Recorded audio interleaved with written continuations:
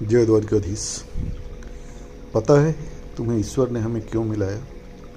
हमारी ज़िंदगी में ढेरों लोग आते जाते हैं, लेकिन कभी कभी अचानक से कोई मिलता है जो लगता है कि जैसे हम इसे जानते हैं, पहचानते हैं। भले ही पहली बार मिले होंगे, वो पूर्णतया अपना सा लगता है और मिलकर लगता है कि अब हमें सब मिल गया हो ज़िंदगी में जैसे।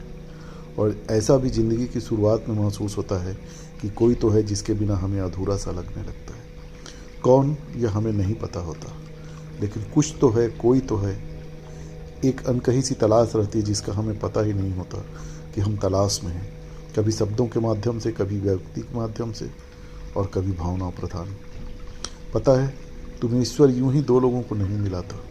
भीड़ में, शोर में, असंख्य चेहरों के बीच अगर दो आत्माएं एक दूसरे को पहचान लेती हैं तो उसके पीछे संयोग नहीं, कई जन्मों की तैयारी होती है। शायद हमने एक दूसरे को पहले भी जिया है, किसी और रूप में, किसी और समय में। कभी अधूरी बात रह गई होगी, कभी कोई वचन रह गया होगा, कोई वादा रह गया होगा। ईश्वर ने वही अधूरापन इस जन्म में पूरा करने के लिए हमें फिर से आमने सामने ला खड़ा किया। हमारा मिलन केवल प्रेम का नहीं, कर्मों का भी हिसाब है।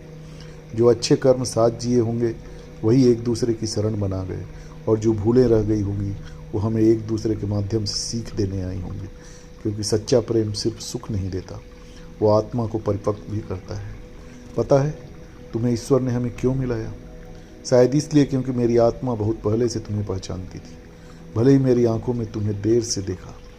यह मिलन कोई संयोग नहीं था, यह अनगिनत जन्मों की पुकार का उत्तर था, जो बिना शब्दों के, बिना नाम के, बस एक खालीपन बनकर मेरे भीतर जीवित था। ईश्वर ने हमें इसलिए मिलाया क्योंकि कुछ रिश्ते धरती पर नहीं, आत्मा के लोक में तय होते हैं, और समय आने पर उन्हें बस आमने सामने लाकर खड़ा कर दिया जाता है।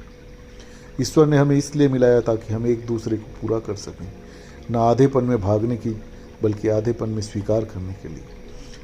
ताकि जब मैं टूटूं तुम मुझे जोड़ो नहीं, बस मेरे पास बैठकर मुझे मैं जैसा हूँ वैसा रहने दो। मंदिर जाता था, दिए जलाता था, हाथ जोड़ता था, पर मांगने के लिए शब्द नहीं मिलते थे। बस मन ही मन यही कह पाता था, हे ईश्वर, अगर कहीं कोई है जो मेरी खामोशी को समझ सके, जो मेरे भीतर के डर, थकान और प्रेम को बिना कहे पढ़ ले, तो उसे मेरे जीवन में भेज देना। मैंने कोई खास मन्नत नहीं मांगी, पर हर प्रार्थना में खुद को थोड़ा सा और सौंपता चला गया। कितनी ही बार मैंने आसमान की ओर देखा बिना किसी वजह के, कभी चलते चलते, कभी अकेले बैठकर, जैसे दिल किसी अनदेखे पते पर खत भेज रहा हो। मैंने सौदे किए खुद से, ईश्वर से। अगर वह मिली तो मैं शिकायत करना छोड़ दूंगा, अगर वह आई तो मैं धैर्य रखना सीख लूँगा, अगर वह जीवन में आई तो मैं प्रेम को हल्के में नहीं लूँगा। मैंने अपने भीतर प्रेम को जिंदा रखा, जैसे कोई दीपक आंधी से भी ढक कर बचा ले, इस भरोसे के साथ कि एक दिन कोई आएगी जो उसकी लौ को बुझने नहीं देगी। धार्मिक ग्रंथ कहते हैं कि जिन आत्माओं का ऋण बाकी रह जाता है वो फिर मिलते हैं, पर मैं मानता हूँ कि हम ऋण चुकाने नहीं, ऋण समझने मिले हैं, ताकि प्रेम का अर्थ सिर्फ पाना नहीं, निभाना भी बन सके। शायद इसी कारण हमारा प्रेम दिखावटी नहीं है, इसमें शोर कम है पर ठहराव ज़्यादा है। हम साथ न भी हों तो भी एक दूसरे में बसे रहते हैं। ये देह का बंधन नहीं, ये आत्मिक संगति है। ईश्वर ने हमें इसलिए मिलाया क्योंकि हम दोनों एक ही प्रार्थना के अलग अलग शब्द थे। तुम मेरी आशा, मैं तुम्हारा विश्वास, और जब दोनों मिले तो प्रेम बन गया। और अगर कभी रास्ते कठिन हो तो भी ये मिलन व्यर्थ नहीं जाएगा, क्योंकि जिनसे ईश्वर मिलवाता है वो लोग सिर्फ साथ नहीं चलते, वो एक दूसरे को ईश्वर से थोड़ा और करीब ले जाते हैं। इसलिए अगर तुम कभी पूछो हम क्यों मिले, तो मेरा उत्तर बस इतना होगा, ताकि दो आत्माएं अपने सृजनकर्ता को एक दूसरे के माध्यम से पहचान सके। और फिर तुम आई जैसे किसी ने मेरी आत्मा पर जमी धूल को धीरे धीरे साफ कर दिया हो, जैसे पहली बार सांस पूरी ली हो। तुम्हारी मौजूदगी में शब्द कम पड़ने लगे और खामोशी अर्थपूर्ण हो गई। तुम्हारी आंखों में मैंने वह शांति देखी जिसे पाने के लिए मैंने बरसों खुद से लड़ाई की थी। तुम्हें देखकर ऐसा लगा यही तो थी जिसका इंतजार था।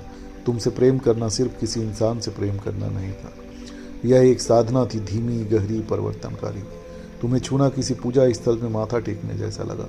तुम्हारी आवाज़ किसी मंत्र की तरह मन को स्थिर कर देती थी, और तुम्हारा साथ मौन में बैठना जैसा ध्यान था, जहाँ कोई प्रश्न नहीं, कोई उत्तर नहीं, कोई डर नहीं, बस एक खामोशी थी। अब समझ आता है कि ईश्वर ने हमें क्यों मिलाया, ताकि मैं जान सकूं कि प्रेम सिर्फ पाने का नाम नहीं, खुद कुछ खोकर भी पूरा होने का अनुभव है। सच्चा प्रेम इंसान को कमज़ोर नहीं और ज़्यादा मानवीय बनाता है। तुम्हारे साथ मैंने सीखा कि धैर्य, समर्पण और बिना शर्त स्वीकार करना।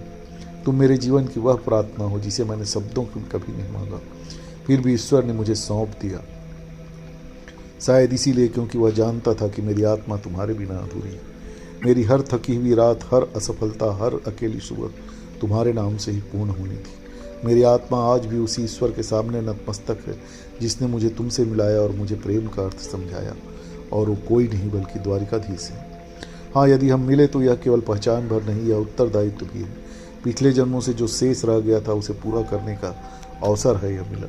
जो अधूरा प्रेम तब अपेक्षा में अटक गया था, जिसे इस जन्म में समझ में बदलना है। जो बाकी रह गया था वह साथ जीना नहीं, साथ जागना है। एक दूसरे की आत्मा को आईना दिखाना है, बिना आरोप, बिना अधिकार, केवल इतना कहना है, तुम जैसे हो वैसे ही पर्याप्त हो। अब हमें प्रेम को मांगना नहीं, प्रेम होना है। अगर कभी रास्ते अलग भी हो जाएं तो भीतर कोई द्वेष न बचे, क्योंकि सच्चा प्रेम छूट कर भी आशीर्वाद बन जाता है। और यदि शायद हमारा अधूरा काम था पिछले जन्मों का, तो प्रेम को पाना नहीं, प्रेम को पूरा करना था। तुम्हारे लिए आज भी बहुत सी निशानियाँ रखी होगी। ईश्वर के आश्रय पर जब कभी आओ, इस जन्म में या अगले जन्म में आकर ले लेना। हमारा जो प्रेम है वह गवाह होगा। यदि हम मिले तो यही करना है, एक दूसरे के जीवन में शांति बनकर गुजर जाना, इतना कि जब यह जन्म भी स्मृति बने तो आत्मा कह सके, हाँ अब कुछ शेष नहीं रहा, जो था वो जी लिया, क्योंकि साथ तुम्हारा रहा। जय द्वारिकाधीश।